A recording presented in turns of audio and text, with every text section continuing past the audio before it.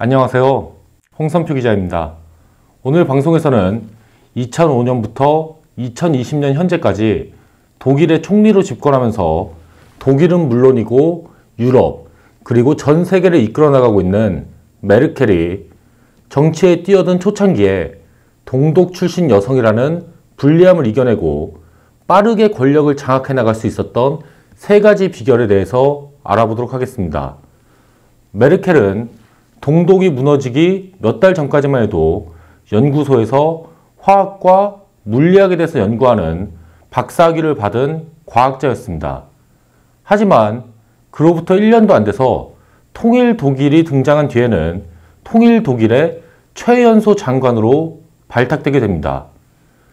연구소에서 물리학과 화학을 연구하던 과학자는 어떻게 1년 만에 통일 독일이라는 강대국의 장관이 될 수 있었던 걸까요?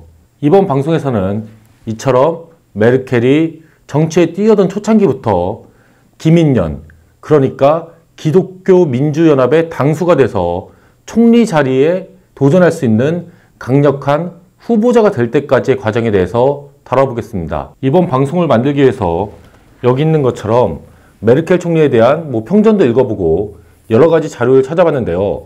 이런 자료들을 읽으면서 느낀 메르켈이 권력을 장악할 수 있었던 그만의 전략에 대해서 말씀드려 보겠습니다. 2020년 1월 기준 그는 독일 역사상 두 번째로 오래 자리를 지키고 있는 총리입니다. 그의 정치적 아버지로 꼽히는 헬무트 콜 전 총리에 이어서 역대 두 번째 장수 총리로 집권하고 있습니다. 이처럼 짧지 않는 기간 동안 계속해서 독일이라는 강대국을 이끌어오는 인물이기 때문에 메르켈이라는 이름은 지금 이 방송을 보고 계신 많은 분들에게도 익숙하게만 느껴집니다. 하지만 많은 분들이 생각보다 메르켈에 대해서 알고 있는 것이 많지는 않으신데요. 예를 들어서 메르켈의 이름은 앙겔라이고 그가 35살이 될 때까지 공산주의 독재 국가인 독일에서 살았었고 그가 원래는 박사학위를 받은 물리학자, 과학자라는 사실도 잘 모르고 계십니다. 그리고 오늘날에는 강력한 리더십을 바탕으로 독일뿐 아니라 유럽연합을 이끌면서 유럽의 여왕이라고 불리는 그이지만 처음에는 그저 구색 맞추기용으로 임명된 허수아비 장관에 불과했다는 사실도 잘 모르고 계십니다. 독자분들의 이해를 돕기 위해서 메르켈이 권력을 장악해 나간 과정을 모두 세 가지 단계로 나눠서 살펴봤는데요. 각 단계에서 메르켈이 사용했던 전략을 먼저 말씀드리면 다음과 같습니다. 첫째, 애송이일 때는 먼저 거문에게 다가가서 내가 도움이 될 수 있는 사람이라는 걸 알려라. 둘째, 사람들의 비웃음은 신경 쓰지 말아라. 조용히 힘을 키우면서 성과로 자신을 증명하라. 셋째, 게임의 법칙을 따르지 않는 자만이 게임에서 이길 수 있다. 누구도 예상하지 못한 방법으로 기습적으로 치고 나가라. 많은 분들이 메르켈이라고 하면 2015년에 시작된 유럽 난민위기 당시 100만 명의 난민을 받아들이는 대담한 결정을 내린 진보적인 정치인이자 트럼프, 시진핑, 푸틴과 같은 다른 강대국들의 거친 남성 지도자들과는 달리 부드럽고 친화력이 좋으며 순박한 이미지의 정치인을 떠올리십니다. 하지만 그는 자신의 정치적 경쟁자들은 물론 독일 사회의 많은 지식인들로부터 타고난 마키아벨리스트라는 평가를 받는 인물입니다. 군주론의 저자 니콜로 마키아벨리가 말했듯 권력을 손에 넣기 위해서라면 비정하고 냉혹한 결정들을 내리고 온갖 책략을 사용하는 걸 망설이지 않는 인물이란 뜻입니다. 만약 그렇지 않았다면 그가 칼부림과 배신이 밥 먹듯이 일어나는 거친 정치계에서 15년이라는 세월 동안 최고의 자리를 유지할 수는 없었을 겁니다. 메르켈이 오늘날 서구권의 지도자, 그러니까 자유세계의 지도자들과 가장 구별되는 특징은 그가 인생의 절반을 공산주의 독재체제 아래에서 보냈다는 사실입니다. 사실 원래 메르켈이 태어났던 곳은 공산주의 국가인 동독이 아니라 서독이었습니다. 서독의 함부르크에서 태어났는데요. 원래대로라면 공산주의 독재국가 동독이 아닌 서독에서 자랄 수 있었던 겁니다. 하지만 개신교의 일파인 루터교의 목사이자 원래 동독의 고향이던 그의 아버지 호르스트 카스너가 동독에서 선교 활동을 하겠다며 동독행을 택하면서 메르켈은 태어난 지 8주 만에 자신의 어머니와 함께 공산주의 국가 동독으로 떠나게 됩니다. 많은 분들이 아시다시피 원래 공산주의 국가에서는 종교의 자유는 물론 종교 자체를 인정하지 않습니다. 하지만 거의 2000년의 시간 동안 기독교가 이어져 내려왔던 유럽에서는 아무리 공산당이 독재 정치, 철권 통치를 한다고 해도 기독교 자체를 금지시킬 수는 없었습니다. 그렇기 때문에 메르켈의 아버지 같은 개신교 목사들도 아주 형식적으로나마 교회를 열고 사람들에게 기독교의 교리를 전파할 수 있었습니다. 물론 공산주의 독재 국가인 동독이 이런 목사들의 활동을 그냥 바라보고만 있지는 않았습니다. 메르켈의 아버지와 같은 개신교 목사들에게는 언제나 슈타지라고 불리는 동독의 비밀 경찰들의 감시가 따라붙었습니다. 메르켈의 아버지 역시 그의 사소한 행동과 가벼운 다혈까지 슈타지에 의해서 일일이 감시당하는 그런 삶을 살았고요. 이처럼 메르켈은 인생의 절반가량을 공산주의 국가에서 불온한 사상을 지낸 것으로 여겨졌던 기독교 목사의 딸로서 보내게 되는데요. 학교를 다닐 때 메르켈은 수학과 러시아어 성적이 매우 뛰어난 학생이었습니다.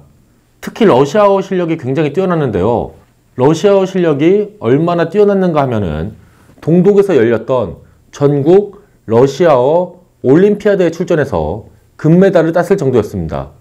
금메달을 딴 덕분에 당시 소련의 모스크바로 견학을 갈 기회도 잡을 수 있었습니다. 그리고 이렇게 뛰어났던 러시아어 실력은 메르켈이 동독이 붕괴될 무렵, 그러니까 굉장히 혼란스러웠던 시기에 자신의 가치를 크게 높일 수 있는 발판이 됩니다. 왜 그런지에 대해서는 잠시 뒤에 설명드리겠습니다. 우수한 성적의 모범생으로 고등학교를 졸업한 메르켈은 이후 동독 남부의 대도시인 라이프치히에 있는 카를 마르크스 대학에 가서 물리학을 전공하게 됩니다. 메르켈은 자신이 물리학을 전공으로 성공한 이유에 대해서 내가 물리학을 공부하고 싶었던 이유는 동독 체제가 기본적인 연산규칙과 물리학 법칙은 억압할 수 없었기 때문이라고 말하고 있습니다. 공산당과 공산주의가 사상과 학문을 통제하는 독재사회에서 자연과학이야말로 그러한 억압으로부터 그나마 자유로웠던 그런 안식처라는 뜻입니다. 그녀는 1978년에 대학을 졸업하자마자 동독과학기술원의 연구원으로 채용됩니다. 이때 메르켈의 나이는 24이었는데요.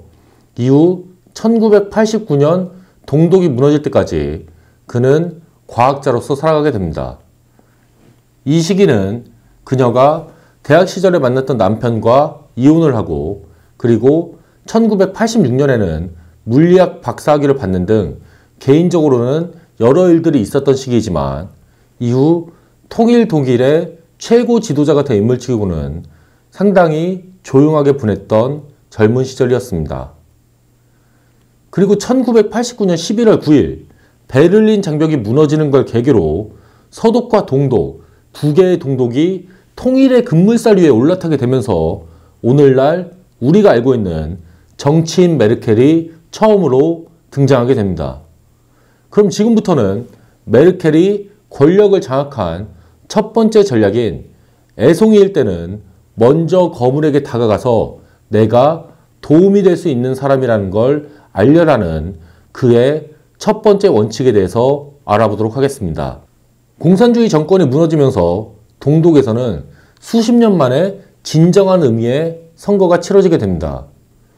서독과의 통일을 위해선 동독에서도 국민들의 자유로운 투표에 따라서 그렇게 선출된 정부가 있어야만 했기 때문인데요.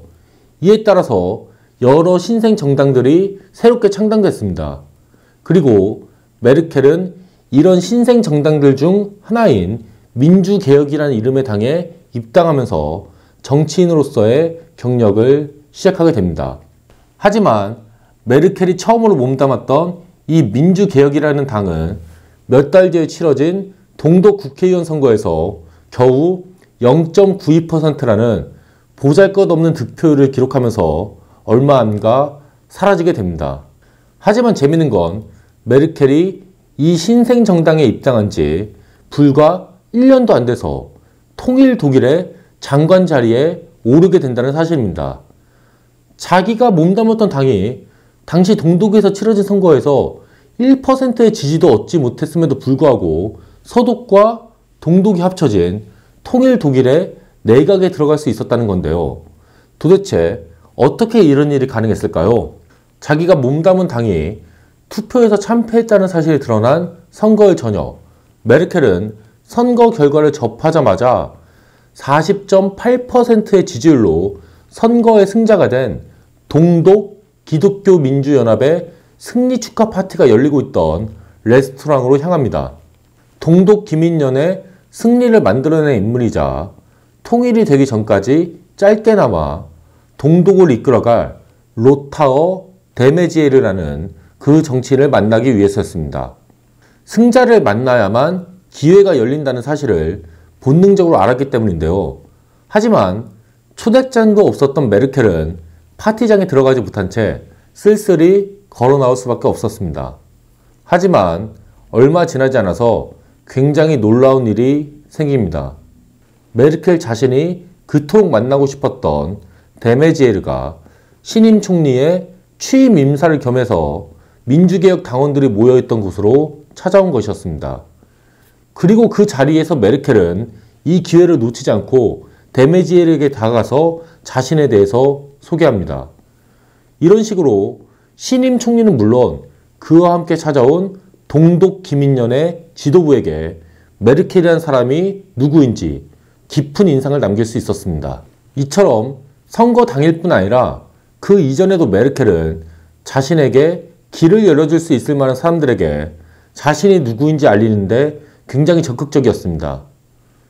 그 당시 동독에서 치러지는 선거를 돕기 위해서 서독 정부에서 파견 나와 있던 한 보좌관도 메르켈과 만난 뒤 깊은 인상을 받았는데요. 동독의 신임 총리인 데메지에르, 그리고 동독 기민련의 지도부, 그리고 서독에서 파견 나온 보좌관에 이르기까지 모두 메르켈이 새로운 정부에서 괜찮은 역할을 할 수 있는 유능한 인재라는 사실에 동의했습니다.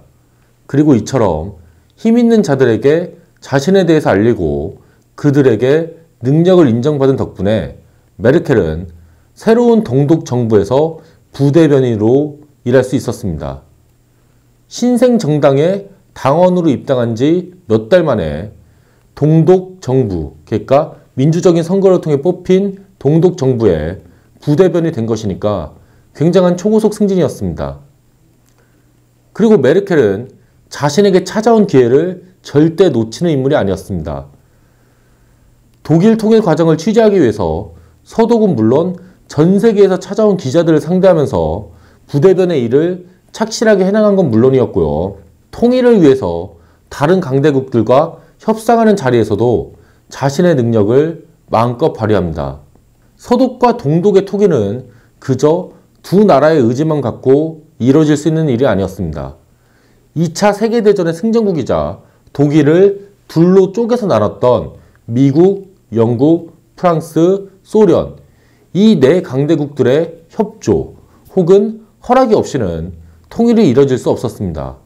사실상 소련에게 수십 년 동안 지배받았던 동독이었던 만큼 동독 정부로서는 특히 소련과 협상을 잘 해나가는 게 굉장히 중요했습니다.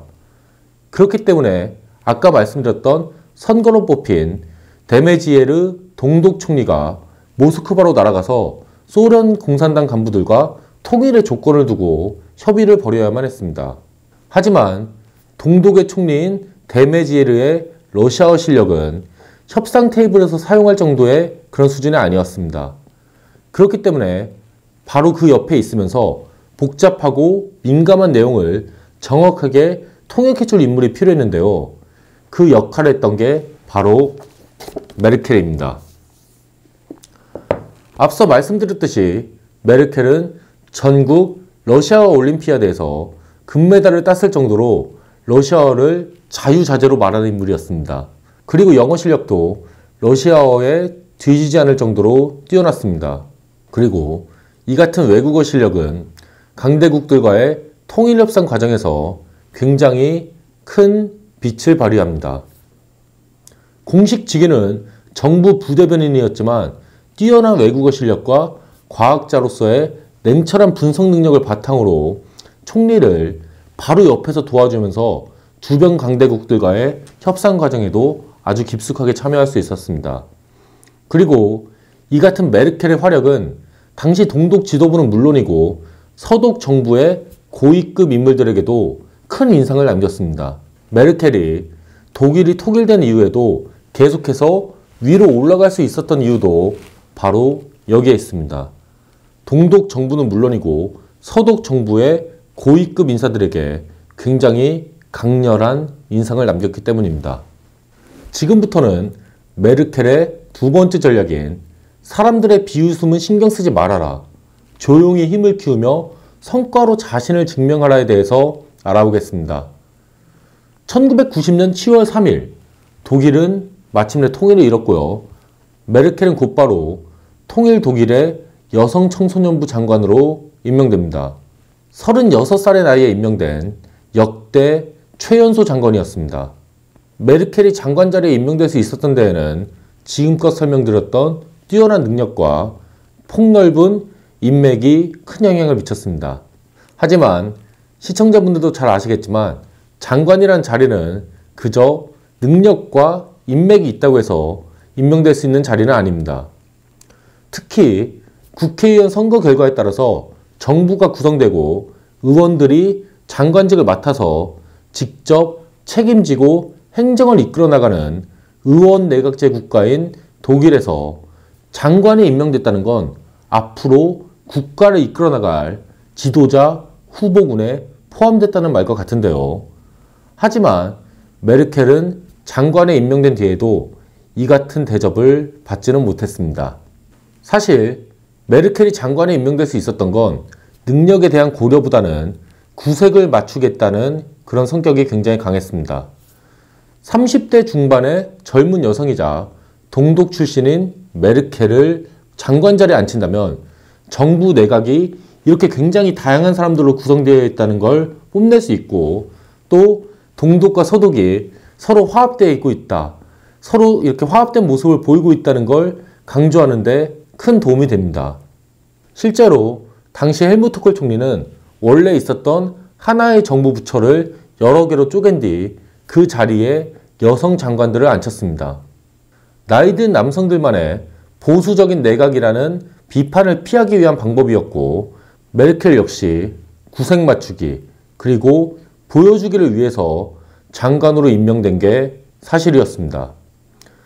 정치권과 언론도 이 같은 사실을 모르진 않았습니다. 그렇기 때문에 장관에 임명되긴 했어도 메르켈이 앞으로 기독교 민주연합 그리고 더 나아가 독일 정치권에서 큰 역할을 해내는 거물로 성장할 수 있을 거라고 생각한 이들은 별로 없었습니다. 메르켈은 훗날 이 같은 상황을 떠올리면서 다음과 같이 이야기했는데요. 사람들은 나라는 사람을 구색 맞추기라고 이미 멋대로 단정지었더군요. 굉장히 화가 났죠. 이렇게 말했습니다. 그리고 메르켈은 남들이 자신에 대해서 뭐라고 말하든 크게 신경 쓰지 않고 여성 청소년부 장관으로서 자신에게 주어진 과제들을 하나하나씩 완수해 나갑니다. 그가 처음에 장관 자리에 앉자마자 했던 일은 자신에게 충성하는 능력 있는 인물들로 보좌진을 꾸리는 일이었습니다. 이처럼 조직 안에 자신의 지지 세력을 만든 뒤에는 민감한 문제들을 하나하나씩 해결해 나가는데요. 대표적인 게 낙태법을 둘러싼 논쟁이었습니다. 진보 세력과 보수 세력 간에 의견이 아주 첨예하게 갈려 있었던 데다가 종교계 역시 낙태 관련 규제를 완화하는 것에 결사반대했었기 때문에 누구도 쉽게 해결하기 힘든 문제였습니다. 이 문제를 잘못 다뤘다가는 메르켈 자신의 정치 생명이 한순간에 끝나버릴 수도 있는 문제였습니다. 하지만 메르켈은 찬성과 반대, 양측을 계속해서 오가면서 타협안을 이끌어냈고요. 결국 이 문제를 매끄럽게 해결해내는데 성공합니다. 30대 중반의 젊은 장관이 거둔 첫 번째 승리였는데요. 그리고 이렇게 5년 6개월 동안 장관으로 일하면서 자신에게 주어진 일들을 하나하나씩 처리해 나간 덕분에 메르켈은 정치인으로서의 입지를 탄탄하게 쌓아나갈 수 있었습니다. 그리고 이처럼 꾸준하게 힘을 키워나간 덕분에 마침내 메르켈은 세 번째 전략인 게임의 법칙을 따르지 않는 자만이 게임에서 이길 수 있다. 누구도 예상하지 못한 방법으로 기습적으로 치고 나가라라는 자신의 전략을 실행에 옮길 수 있게 됩니다. 정치에 입문한 지 10년이 지난 1999년 메르켈은 기민련의 사무총장을 맡으면서 중견 정치인으로까지 성장했습니다. 하지만 이때까지만 해도 그를 기민련의 차기 지도자감으로 여기는 사람들은 그리 많지 않았습니다. 지도자보다는 꼼꼼한 실무 책임자라는 게 메르켈이 갖고 있던 이미지였습니다. 한 단계 더 성장해서 정치적 체급을 키우기 위해선 결정적인 한 방이 필요했던 시점이었습니다. 그리고 메르켈은 여기서 아무도 예상하지 못했던 방식으로 정치적 승부수를 던집니다. 자신을 장관 자리에 임명하며 자신에게 본격적으로 정치의 길을 열어준 정치적 아버지 헬무트 콜과 콜의 후계자로서 기민련의 당수를 맡고 있던 볼프강 쇼이블레의 등 뒤로 돌아가서 무자비하게 비수를 찔러 넣은 것입니다. 1999년 12월 전직 총리이던 헬무트 콜은 캐나다의 무기상이자 로비스트로부터 100만 마르크에 달하는 불법 정치 자금을 받았다는 스캔들에 휩싸여 있었습니다. 뇌물 스캔들을 조사하는 과정에서 콜이 이끌던 기민련이 불법 정치 자금을 관리하기 위해 비밀 계좌까지 만들었다는 사실도 드러났습니다. 이에 따라서 독일 통일을 이뤄낸 전직 총리인 헬무트 콜과 기민련의 지지율은 급락했습니다. 그리고 이처럼 자신의 정치적 아버지가 큰 위기에 빠져있던 1999년 12월 메르켈은 프랑크푸르터 알게마인의 차이퉁의 기자 카를 펠트마이어에게 전화를 겁니다. 보통 때라면 당의 사무총장으로서 당의 입장을 변호하기 위해서 전화를 걸었을 텐데요. 하지만 이때는 달랐습니다. 메르켈은 자신이 전화를 건 기자에게 정치권의 불법 정치 자금에 대한 인터뷰에 관심이 있느냐고 물어봅니다. 그리고 이렇게 물은 뒤에는 자신이 미리 써놓은 칼럼을 그 기자에게 보내는데요. 칼럼의 제목은 거침없이 단도직입적이었습니다. 바로 콜은 당에게 피해를 입혔다라는 제목이었는데요. 1017글자로 이루어진 이 칼럼은 헬무트 콜은 변명할 수 없는 큰 잘못을 저질렀으며 기민련은 콜을 당에서 내보내야 한다는 내용이었습니다. 자신에게 정치적 발판을 만들어준 콜이었지만 더 이상 당이 그를 받아주고 그를 변호해줄 수 없다는 사실을 분명하게 알린 겁니다. 그리고 이 칼럼은 헬무트 콜뿐 아니라 그의 후계자였던 당시 기민련 당수 쇼이블레 역시 겨냥하고 있었습니다. 그리 길지 않는 이 칼럼으로 당의 장애물이 돼버린 전직 총리와 자신의 정치적 경쟁자를 한 번에 제거할 수 있었던 겁니다. 칼럼이 게재된 이후 쇼이블레 역시 불법 정치자금 스캔들에 연루됐다는 사실이 추가적으로 밝혀졌고 결국 쇼이블레도 2000년 2월 당수직에서 물러나게 됩니다. 그리고 그로부터 2달 뒤인 2000년 4월에 열린 전당대회에서 메르켈은 선거인단의 95%의 지지를 받으면서 기민련을 이끄는 당수로 선출되게 됩니다. 기민련의 당수를 맡고 5년이 지난 2005년엔 비로소 총리의 자리에 오르게 되고요. 지금껏 15년 동안 계속해서 그 자리를 지키면서 독일은 물론 유럽과 전 세계를 이끌어 나가는 리더로 활동하고 있습니다. 공산주의 독재체제에서 인생의 전반부 35년을 보냈던 물리학자가 정치에 발을 들인 지 불과 16년 만에 민주주의 국가의 리더로 일어서는 순간이었습니다. 메르켈은 게임의 법칙을 고수하지 않는 사람만이 승리한다는 말을 남겼는데요.